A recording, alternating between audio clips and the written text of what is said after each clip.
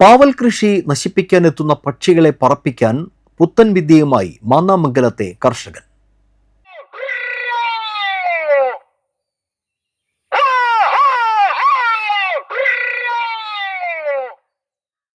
Mannamangalam cutting സ്വദേശി എഴുപ്പുള്ളിയിൽ ദാസ് വർഗീസ് എന്ന കർഷകനാണ് പുത്തൻ ആശയവുമായി രംഗത്തു വന്നത്. ഓണവിപണി ലക്ഷ്യം വെച്ച് നടത്തിയ പാവൽ കൃഷിയിലാണ് ഹൈടെക് വിദ്യയുടെ ആദ്യ പരീക്ഷണം. പാവൽ കൃഷി നശിപ്പിക്കാൻ എത്തുന്ന പക്ഷികളെ തുരത്താനായി പടക്കം പൊട്ടിക്കൽ നടത്താറുണ്ടെങ്കിലും അതെല്ലാം ശാശ്വതമല്ലാത്ത കാര്യങ്ങളായി മാറി. പടക്കം പൊട്ടിച്ച ശേഷം കർഷകൻ കൃഷിസ്ഥലത്ത് നിന്നും മാറിയാൽ ഉടൻ പക്ഷിക്കൂട്ടം പാവൽത്തോട്ടത്തിൽ പറന്നിറങ്ങി വ്യാപകമായി പാവയ്ക്ക കൊത്തി നശിപ്പിക്കും. ഇത്തരത്തിൽ നശിപ്പിക്കുന്ന പാവയ്ക്ക വിപണിയിൽ വിൽക്കാൻ കഴിയാത്ത അവസ്ഥയാണ്. ഇതുമൂലം കർഷകന് ഒരു ദിവസം 25 കിലോയോളം പാവയ്ക്കയാണ് നഷ്ടം വരുന്നത്. ഈ നഷ്ടം പരിഹരിക്കാനാണ് ബാറ്ററിയിൽ പ്രവർത്തിക്കുന്ന ഡിവൈസ് വാങ്ങിയത്.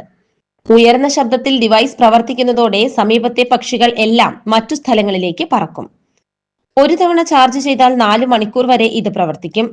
പക്ഷികൾ കൂടുതലായി എത്തുന്ന രാവിലെ 6 മണി മുതൽ 10 മണി വരെയും വൈകിട്ട് 3 മണി മുതൽ 6 മണി വരെയുമാണ് ഈ ഡിവൈസിന്റെ പ്രവർത്തനം നടത്തുന്നത്.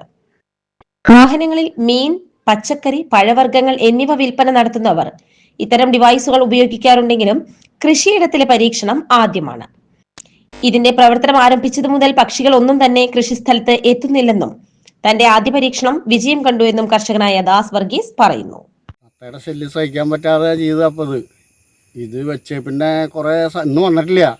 ഇപ്പോൾ ഇത്ര നാളും പടക്കം പൊട്ടിക്കായിരുന്നു, ഡെയിലി 2-3 നേരം വെച്ച് പടക്കം പൊട്ടിക്കായിരുന്നു. അതുകൊണ്ട് കാര്യമില്ല, നമ്മൾ മാറി കഴിയുമ്പോൾ പോരും. ഇത് ചെറിയ കായമ്മിൽ വരെ കൊത്തുക. നേരത്തെ വലിയ ഇത് കുരു തിന്നാൻ വേണ്ടിയിട്ടാണ് കൊത്തണതേ.